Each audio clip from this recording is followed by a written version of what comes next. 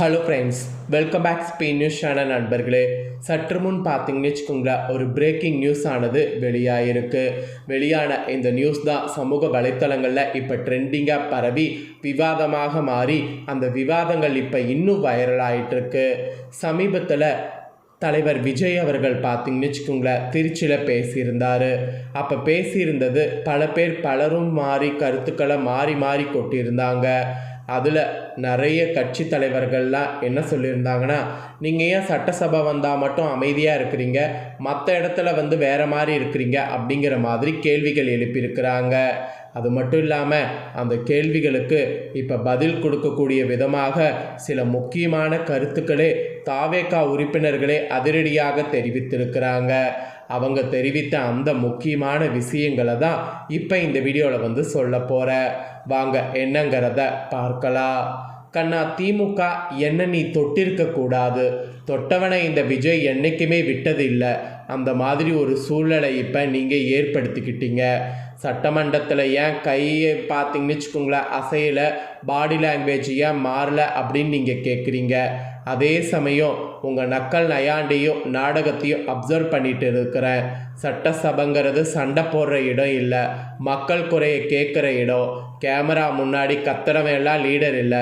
அமைதியாக ஆட்டத்தை கவனித்து சரியான நேரத்தில் ஸ்கட்சி போடுறவன் தான் உண்மையான ஒரு ரூலர். அந்த மாதிரி தான் நான் செயல்படுவேன் அப்படிங்கிற மாதிரி விஜய் அவர்கள் பேசியிருப்பதாகவும் தகவல்கள் கசிந்திருக்கு. ஸோ இந்த மாதிரி நிறைய தகவல்கள் இப்போ கசிந்திருக்கு.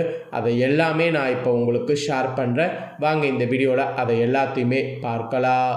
தமிழக வெற்றி கழகத்தின் தலைவர் விஜய் சட்டமன்றத்தில் ஏன் அமைதியாக இருக்கிறார் என்றும், திருச்சியில் மட்டும் ஏன் அவரது கை அசைவுகளோ உடல் மொழியும் மாறுகின்றன என்றும் திமுக மூத்த தலைவர் ராஜா நேற்று தனது பத்திரிகையாளர்கள் சந்திப்பில் கேள்வி எழுப்பியிருந்தார். எதிர்க்கட்சி தலைவரான உதயநிதி ஸ்டாலின் சட்டமன்றத்தில் கேள்வி கேட்டபோது விஜயின் இந்த அதிரடி பாடி லாங்குவேஜ் எங்கே போனது என்று ராஜாவின் விமர்சனம் அரசியல் வட்டாரத்தில் இப்போ பரவலாக விவாதிக்கப்பட்டுருக்கு. அதுங்களுடைய அந்த விவாதத்துக்கு விடை கொடுக்கக்கூடிய விதமாக தாவேகா உறுப்பினர்கள் ஒரு பெரிய ஸ்டேட்மெண்ட்டையே இப்போ வெளிவிட்டிருக்காங்க. அப்படி வெளிவிட்ட அந்த ஸ்டேட்மெண்ட்டு தான் இதுக்கு பதிலடி கொடுக்குற மாதிரி இப்போ அமைஞ்சிருக்கு. ஸோ ராஜாவின் விமர்சனத்துக்கு அரசியல் வட்டாரத்தில் பதிலாக இப்போ என்ன வந்திருக்கு அப்படிங்கிறத வாங்க பார்க்கலாம். ஒரு தலைவர் காகிதத்தை வைத்து கொண்டு தான் பேச வேண்டுமா என்றும், சட்டமன்றத்தில் அமைதியாக இருந்துவிட்டு பொதுக்கூட்டங்களில் மட்டும் கத்துவது என்ன நியாயம் என்றும் இப்போ வரைக்கும் கேள்வி எழுப்புறீங்களே, அது கரெக்டா அப்படிங்கிறத நீங்களே உங்களை பார்த்து கேளுங்க அப்படிங்கிற மாதிரி தாவேகா உறுப்பினர்கள் ஆவேசமாக பேசிட்டு இருக்காங்க. இந்த விமர்சனங்களுக்கு பின்னால் இருக்கக்கூடிய உண்மையான அரசியல் யதார்த்தத்தையும் விஜயின் தனித்துவமான அணுகுமுறையும் நீங்கள் புரிந்து கொள்ள தவறிவிட்டீர்கள் என்பது உங்களுக்கு நான் சொல்லக்கூடிய ஒரு நிதர்சனமான விஷயம். இந்த மாதிரி தாவேகா உறுப்பினர்கள் ஆவேசமாக நிறைய பேசியிருக்கிறாங்க. அதெல்லாமே இப்போ நான் உங்களுக்கு சொல்கிறேன். முதல்ல நீங்கள் புரிந்து கொள்ள வேண்டிய அடிப்படை விஷயம் என்னென்னா, சட்டமன்றங்கிறது தினமும் சண்டை போட்டு கொண்டாடுறதும் கிடையாது, ஒருவர் வம்பு கிழத்து கொண்டு ஆர்கியூ செய்யக்கூடிய இடமும் கிடையாது. அது மக்கள் பிரதிநிதிகள் பேசக்கூடிய கருத்துக்களை காது கொடுத்து கேட்கக்கூடிய இடம், மக்களின் தேவைகளை பற்றி நிதானமாக யோசிக்கக்கூடிய இடம், அதன் பிறகு வெளியே மக்களுக்காக செயல்படக்கூடிய இடம். சட்டமன்றத்தில் விஜய் அமைதியாக இருக்கிறார் என்றால் அதற்கு பயங்கிறது அர்த்தமல்ல. மாறாக ஆளுங்கட்சியும் மற்ற எதிர்க்கட்சிகளும் என்ன பேசுகிறாங்க, மக்கள் தரப்பில் என்னென்ன பிரச்சனைகள் விவாதிக்கப்படுகிறது என்பதை அவர் கூர்ந்து கவனித்து குறிப்பெடுத்து கொண்டிருக்கிறார் என்பது அர்த்தம். கத்துபவர்கள் மட்டுமே தலைவர்கள் என்ற பழைய அரசியல் இலக்கணத்தை மாற்றவே அவர் அமைதியாக இதை கடைபிடிக்கிறார் அப்படிங்கிற மாதிரி தாவேகா உறுப்பினர்கள் ஆவேசமாக பேசுகிறாங்க. அதோடு விஜய் தனது பல பொதுக்கூட்ட மேடைகளில் மக்கள்தான் என் குடும்பம் என்று மிக ஆணித்தரமாக பதிவு செய்துள்ளார். ஒரு மனிதன் வெளி உலகத்தில் எவ்வளவு அமைதியாகவோ அல்லது வேறு ஒரு குணத்தோடு இருந்தாலும் அவன் தனது சொந்த குடும்பத்தினரை சந்திக்கும் போது முற்றிலும் வேறொரு யதார்த்தமான மனிதனாக தன் உள்ளத்தில் உள்ளவற்றை அப்படியே கொட்டுவது இயற்கைதான்.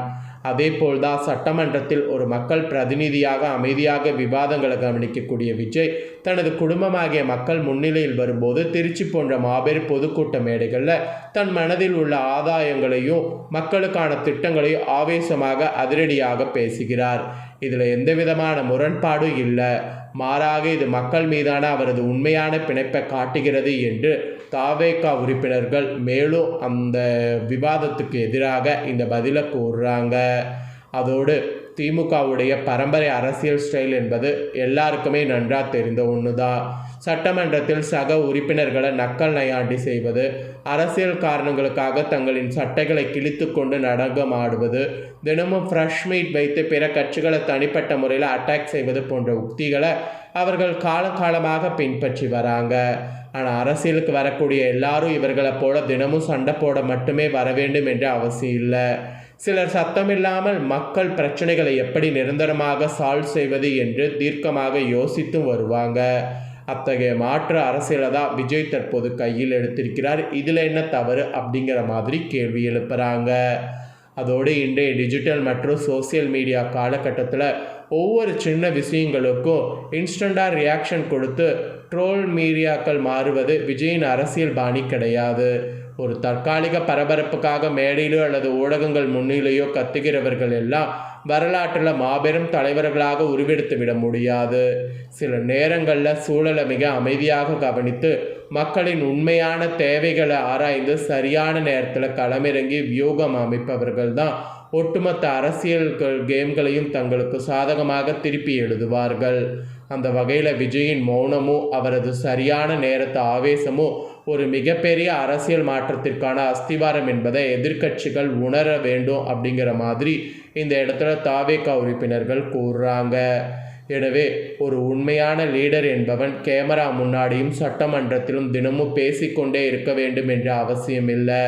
மக்களின் பிரச்சனைகளை தீர்க்கும் சரியான வியூகத்தோடு சரியான நேரத்தில் சரியான மேடையில் பேசினாலே அது ஒட்டுமொத்த மாநிலத்திலையும் மிகப்பெரிய தாக்கத்தை ஏற்படுத்தும் என்பதற்கு விஜயின் திருச்சி உரையே சாட்சி.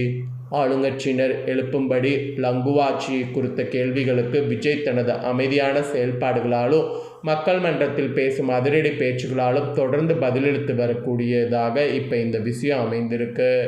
கத்துபவர்களுடைய காலம் முடிந்து கவனித்து செயல்படுவர்கள் காலம் தொடங்கிவிட்டது என்பதை தமிழக அரசியல் களம் விரைவில் நிரூபிக்கும். அதுவும் விஜய் அவர்கள் நிரூபிப்பார் அப்படிங்கிற மாதிரி தாவேகா உறுப்பினர்கள் ஆவேசமாக இந்த ஸ்டேட்மெண்ட்டை இப்போ குறிப்பிட்டிருக்கிறாங்க. கண்ணாணி திமுகவை கண்டிப்பாக பார்த்தீங்கன்னு வச்சுக்கோங்களேன், நீ இந்த அளவுக்கு விஜய் அவர்களை தொட்டிருக்கக்கூடாது, இனி நான் உங்கள் யாருமே சும்மா விடமாட்டோம் அப்படிங்கிற மாதிரி ஆவேசமாக தாவேகா உறுப்பினர்கள் பேசிட்டு வராங்க. தற்போது இந்த நியூஸ் தான் சமூக வலைத்தளங்களில் ட்ரெண்டிங்காக பரவிட்டுருக்கு. ஸோ தாவேகா உறுப்பினர்கள் சொல்கிறது போல் அமைதியான அரசியலுக்கு இது கரெக்டாக இருக்குமா அப்படிங்கிறத நீங்கள் நினச்சிங்கன்னா கமெண்ட் பண்ணுங்கள். இல்லை திமுக சொல்கிற மாதிரி அந்தந்த டைமே ரியாக்ஷன் பண்ணாதான் கரெக்டாக இருக்குமா அப்படிங்கிறதையும் நீங்கள் கமெண்ட் பண்ணுங்கள். ஸோ மக்களாகிய நீங்கள் கமெண்ட் பண்ணுறதன் மூலிமா நிறைய விஷயம் தெரிஞ்சுக்கொள்ளலாம். கமெண்ட் பண்ணுங்கள். வேறொரு நியூஸில் சந்திக்கிறேன். நன்றி, வணக்கம்.